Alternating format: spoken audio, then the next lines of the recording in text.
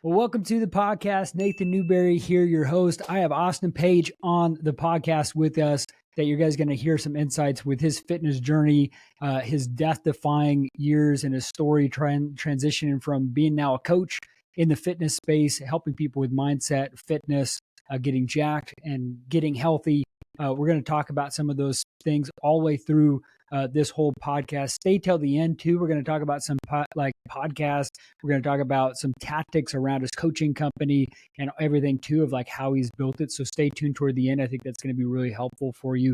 If you haven't liked or subscribed on this channel yet, make sure to do that. Write a review if you could. And then I have down in the show notes for all of our listeners, so many times people struggle with starting their coaching business or starting, a business or even knowing how to scale it. And so down below in the show notes, there's a full training of how to run ads, how to build a sales team, how to do AI and integrate all of these things and how to build a personal brand. So down below, check that free training out. It's my gift to you. I want to help you out there. Austin, as we're diving right into the podcast, I really want to ask you, what is high performance? What does that look like? How has that been really applicable in your life? High performance for me is controlling the controllables. And those things within my life and almost everybody's life is controlling what you eat, what you drink, what you do with your body, what you react to, and probably who you hang out with, who you listen to. And when you can control those things, it brings discipline into your days. At least it has in mine, many of my clients. And disciplined habits, having a daily habit structure that you follow, elevates you mentally, physically, and it bleeds into everything else in my life and everybody else's typically when they start to get their habits and their conduct aligned with that better version of themselves, that future 2.0 version per se. Everything else starts to fall in line. Yeah. Tell us a little bit more about like how you serve people now and who you serve. So I'm an online coach. I do coach in person as well as far as fitness, training, nutrition, mindset, stuff like that. And that's what my background over the past decade has been. It's been more of an in-person coach trainer. And I have my own private gym, which I'm currently in right now. But it didn't start off that way back in the day. And now I have scaled that into online coaching because, like everybody I'm sure knows, you can only spend your time or spread yourself through so many hours of the day to where I'm able to help more people, reach more people, and keep people moving forward throughout my online coaching app. Yeah, that's awesome, man. We'll dive into that a little bit too, but tell us at the very beginning of this, the origin story of Austin Page. Like, how did this go? Because you have a really amazing story. Tell the audience a little bit about how you've gone through this journey. Appreciate it. It was a different one for sure. I grew up just like a typical younger guy, hard-headed, stubborn. My nickname was Taz growing up as a kid into my young teen years because I just tore everything up that I got my hands on and just ran through walls. That and the flip of the switch that sort of happened for me from living a life of, at the time I didn't realize it, unhappy with myself, purposeless, not really having a sense of direction, a path, or any type of goals, like some type of North Star to aim to. I was just aimless, following the crowd, following the mob in my high school years, college years, and a little bit after that. And finding my way into drinking, drugs, chasing chicks, partying. That was all I was worried about Thursday through Sunday. And, working during the week, but working little odds and end jobs, nothing that gave me a sense of purpose. It was just enough to collect some money to support my endeavors on the weekend. And that got me nowhere fast. From there, I was at a party one night and decided I wanted to go home. Fortunately, I don't remember getting in the car. I don't remember the drive home. I don't remember the wreck that I got into that night. But got into a wreck about a mile away from the home. Didn't hit anybody. Didn't have anybody with me. Just ran off the road and ended up flipping my car a couple times. From there, sent to a hospital to where I stayed at this hospital in Richmond, Virginia for about 6 weeks. I'd ruptured my intestines, broke both my legs from the knees down. So I woke up with this huge gaping hole in my stomach, which was a wound vac. It's like a black spongy mass that's in your stomach, and it was sucking infectious juices out. And I was like, whoa, I thought it was a Twilight Zone. I didn't think it was real. And as I was coming through and was unsure about my future, what I'd be able to do with myself as far as like just physical capabilities, and was taking it day by day. But I just didn't realize that lifestyle and me chasing things that weren't returning anything to me got me into that position.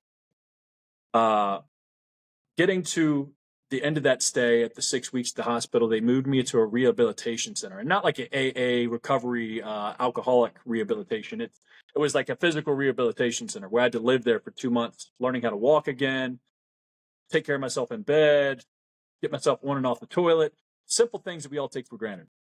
And I did too. From there, that's where the seed was starting to get planted into me about building myself through fitness, through discipline, through daily actionable habits that's created the process or daily structure that I live with now. And that started with a physical therapist. Physical therapist would come into my room every morning in a rehab center. And even though I was bedbound at that time, I wasn't able to get into a wheelchair yet. My legs were in both stiff, straight casts. I still had sutures and staples throughout my stomach. So I really wasn't able to move much. They were like, hey, since you're sitting there all day, you're not going to waste away and say, woe is me, watching TV 24 hours a day. We're going to give you these rubber bands. You're going to come in and do some workouts in the morning in your bed. We're going to go through it with you. And that was the last thing I felt like doing.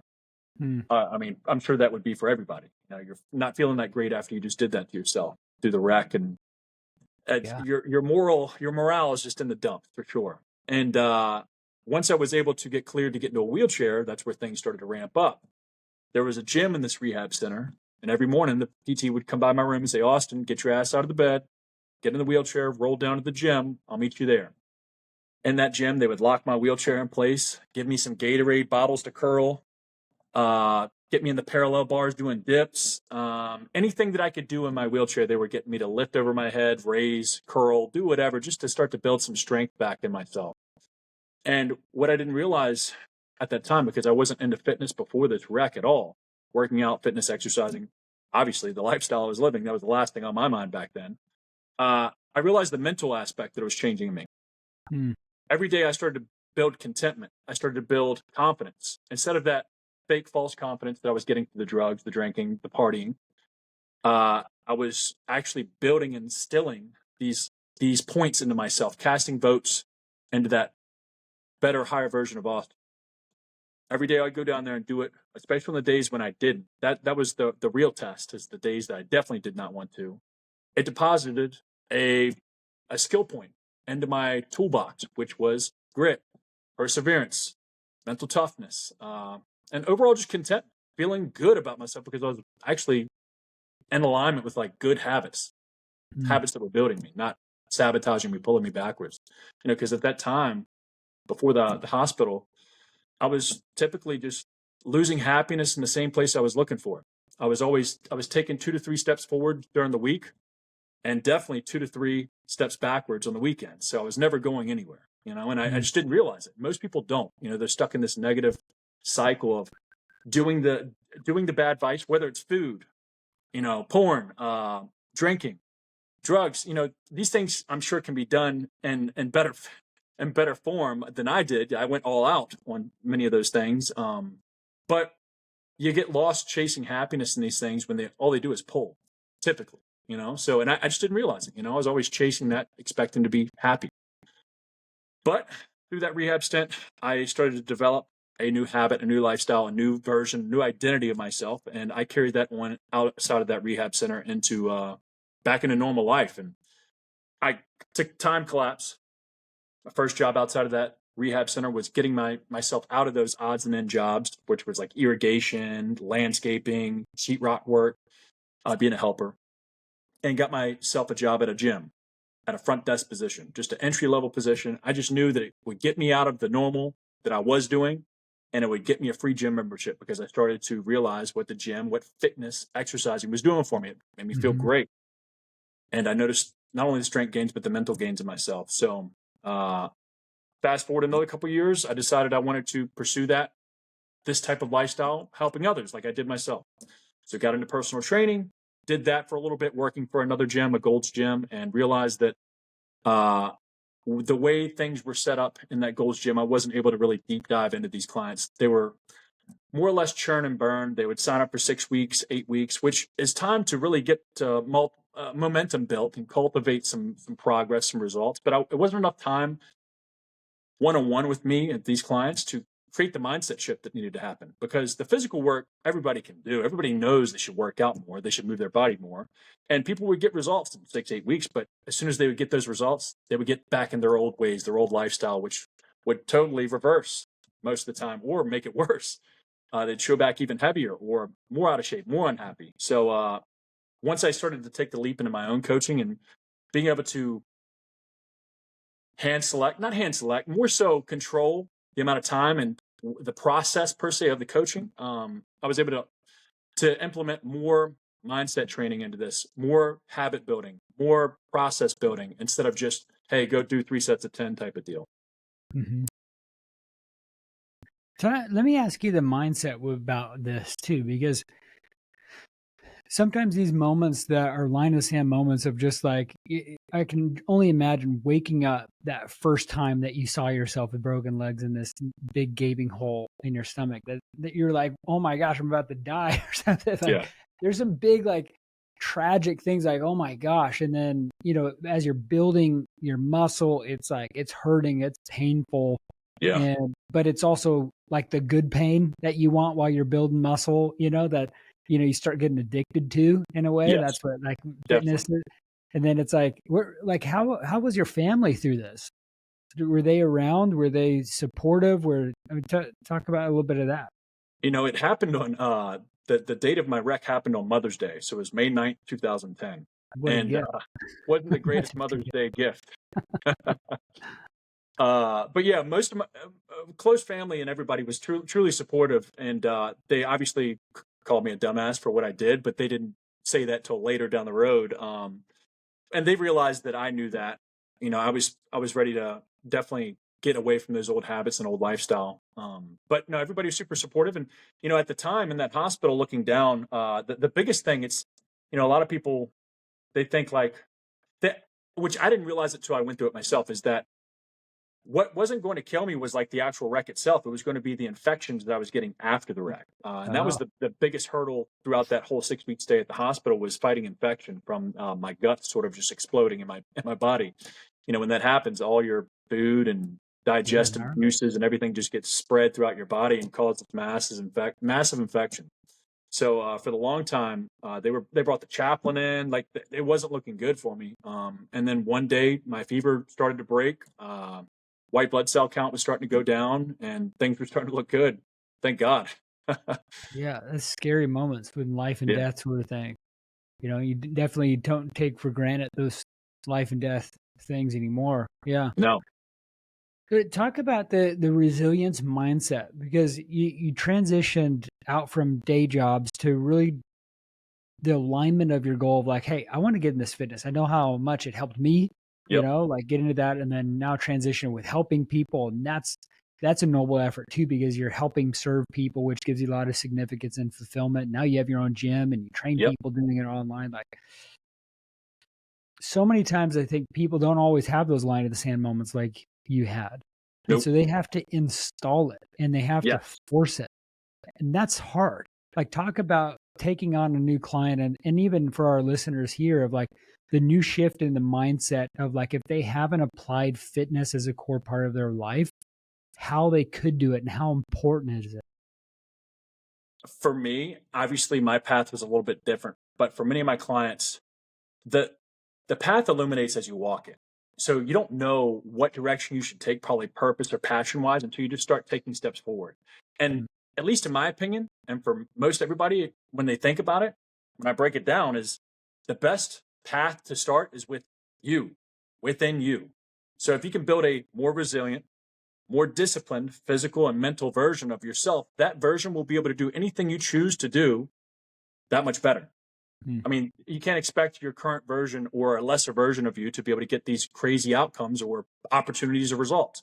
The better, stronger, mentally fit version, disciplined version of you, which is built through daily habits and controlling the controllables, that I can definitely dive into a little bit more. But once you can start to bring discipline into those things, which are daily earned, uh, you'll start to cultivate momentum in a lot of other areas, and opportunities open up. I mean, it's happened for me multiple times. And even with my clients, usually if they're entrepreneurs, they start to get more disciplined with their business, with their daily structure within their business, backwards planning better instead of just winging it and just, I don't feel like it today. And that's probably the biggest issue with most people in starting anything and finding their passion or taking that first step is just the emotional problem. It's not a discipline problem. It's an emotion problem. People, and I can get lost in that test too. It's a test when it pops up. We all have emotions throughout the day, and we have to realize that it is the test to show either we deserve or don't deserve by the action or inaction that we take. At the end of the day, we're the reason for our problems, but we're also the solution to our problems. Yeah, I know for me, when I started getting this transformation, like I grew up as an athlete, right? And then many times when people don't have those things around them, they start losing it, right? And this is where you see the dad bod, where they're a little more stressed, a little more worried.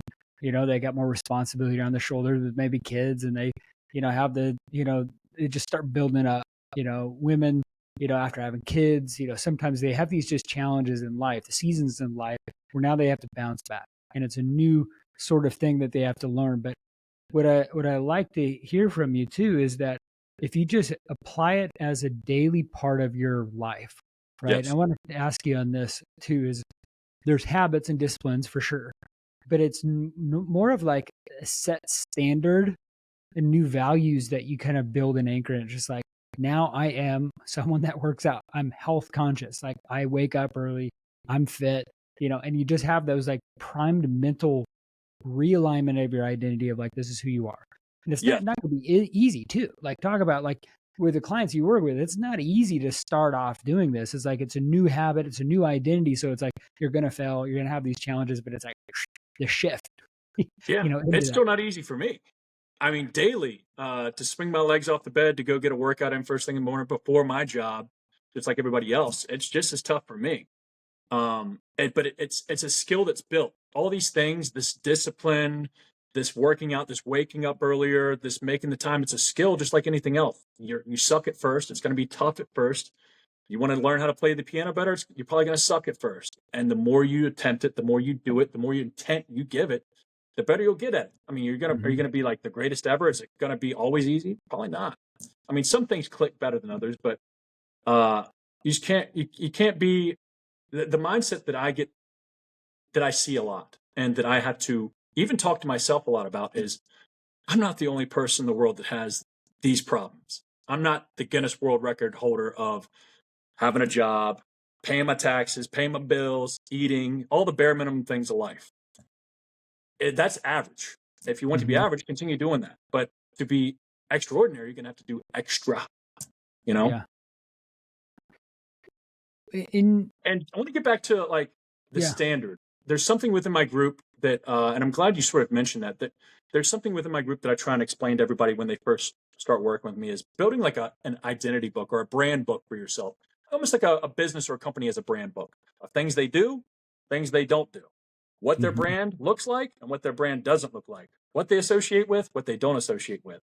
Having those things of like, all right, what does Austin do?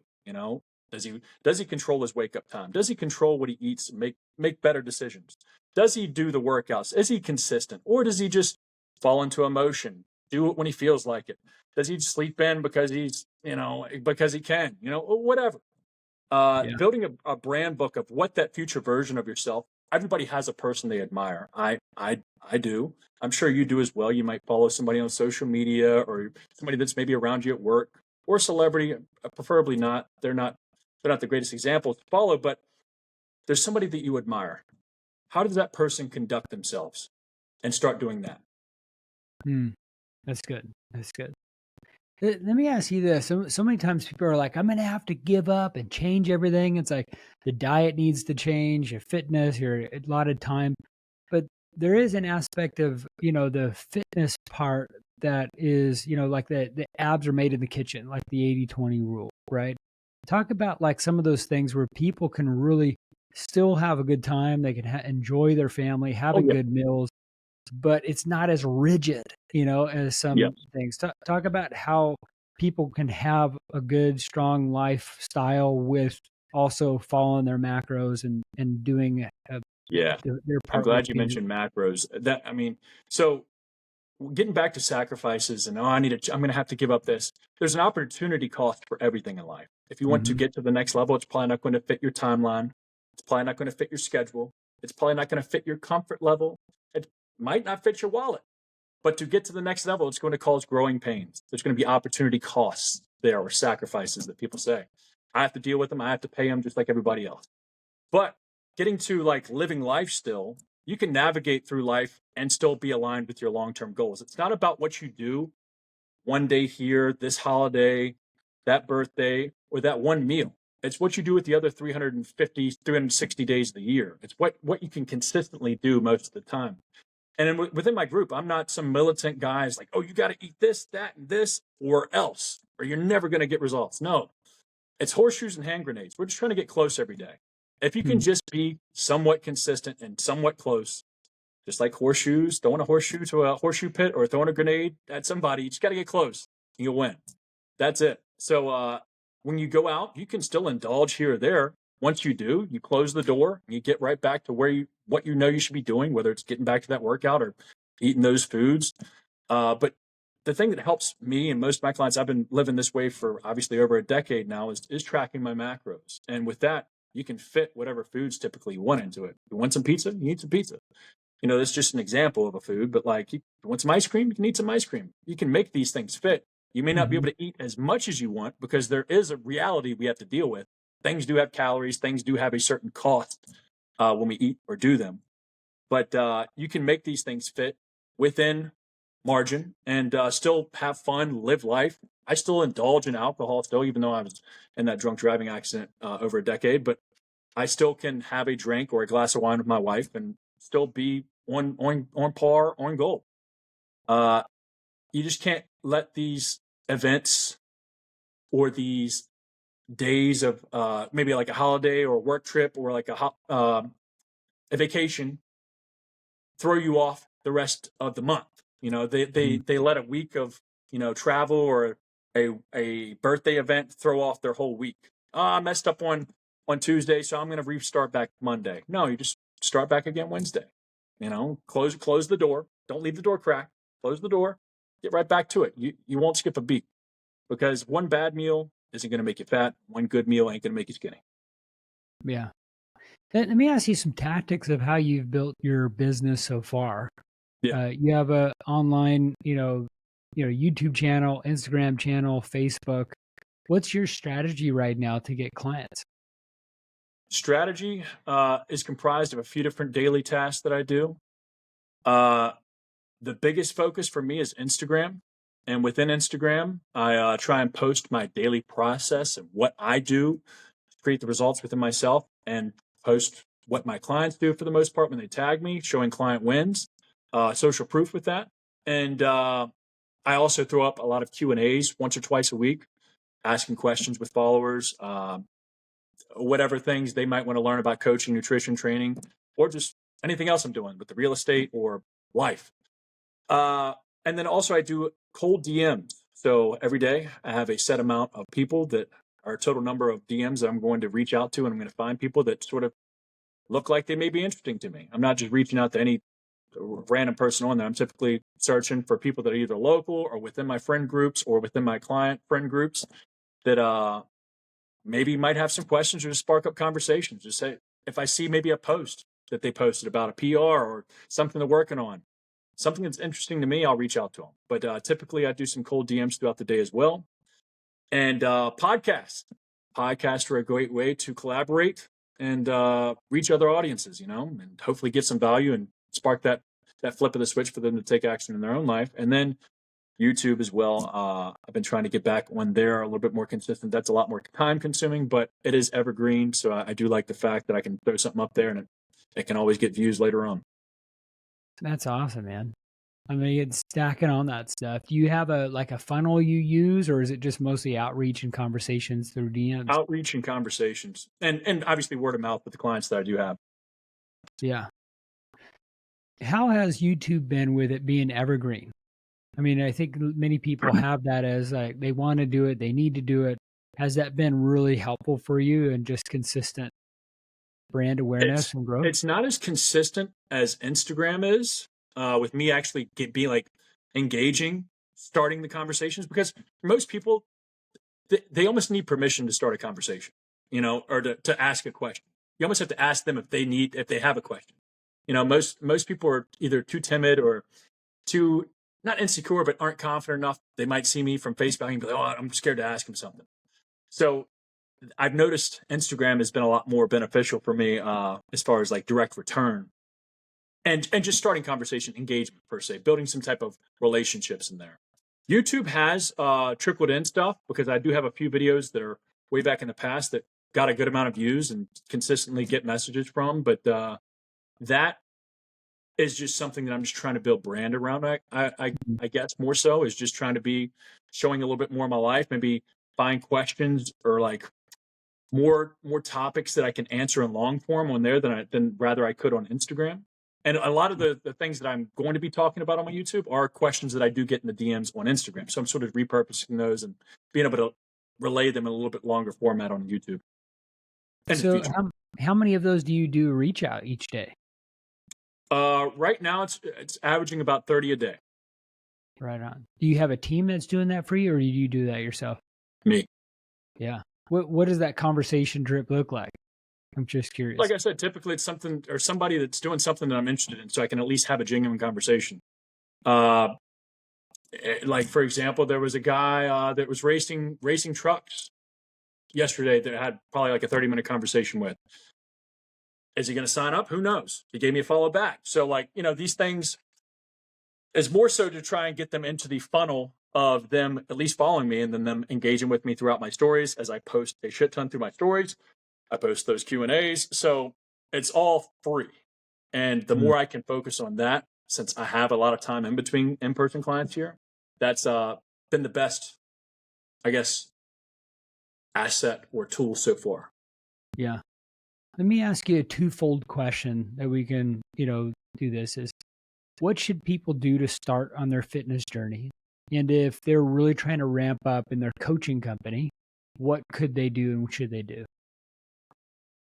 So to start their fitness journey, they need to just start. Because a lot of people, getting back to, I guess, there's not really an education issue. YouTube, Google, there's thousands of training plans out there. There's thousands of meal plans that are free. Chat GPT, come on, like you can get started. The knowledge is out there, probably way more knowledgeable than me. I stick with the basics. I stick with just tried and true meat and potatoes that works. It's just compounding consistency, but it's not an education issue. It's an application issue. People just don't take the first step. Right. Take the first step. And the thing is drawing a hard line by either saying, all right, not tomorrow, I'm starting today. Because the more you say tomorrow, the more you say Monday, next Monday, I'm starting Monday, the more you're going to bullshit. Mm-hmm. You need to start today. The best time to plant a tree was 20 years ago. The next best time is now, like literally right now. So if you're watching this, whether it's the morning or even the evening, start planning your shit together, either to get yourself ready for tomorrow and backwards plan your day, or if the day's still young while you're watching this, go get that walk in. Start getting momentum built. Start casting votes into that new identity of yourself, which is a fit, healthy, active person. Love it. And then how should they grow their coaching company? If they were starting one up, how should they start and get going? You're only as good as the example you set. So if you don't live the lifestyle, if you truly aren't living it, you won't be able to relay or relate. You won't be able to. I think I run into other coaches that reach out to me, and it's twofold. Either they aren't 100% into what they're trying to offer, as far as like the coaching that they do, they either don't look the part. It's hypothetical, it's hypocritical. Unless you have the results, for me at least, unless you have the results that I want, I can't listen to you. Yeah. Right? Like you can talk like you can talk like, oh, I can get you this, I can get you that. But if you don't have it yourself, I physically can't listen to you. And that should be the way for most clients reaching out to a coach. If they don't have the results, then it's like, all right. I mean, there are people that can lead but don't do, or teach but don't do, but it's rare in my case that I've ever come across. So being the example, leading that way, it's not the best way to lead, it's the only way to lead. And getting more comfortable with showing what's worked for you. So social media, it's free. That's where engagement eyeballs are. That's where attention is. Pick up the camera, start posting on your stories. That's what's worked for me. Bulk of my clients reach out to me through stories. They see something enough. They see a process enough. They start seeing the work, the daily consistency enough to where it gets them to, all right, damn, I want what Austin's got. He's got that discipline. He's got that confidence. He shows up every day. Damn it, let me hit him up. Yeah. How can people connect with you further, Austin? Social media, Instagram. Okay. I'm super active on Instagram. So at @pageman, I'm always in my stories, posting my daily process and Q&As and whatnot. So jump in, catch up, say what's up. If you have any questions, holler at me. Awesome. I'll leave that down in the show notes. Go follow Austin.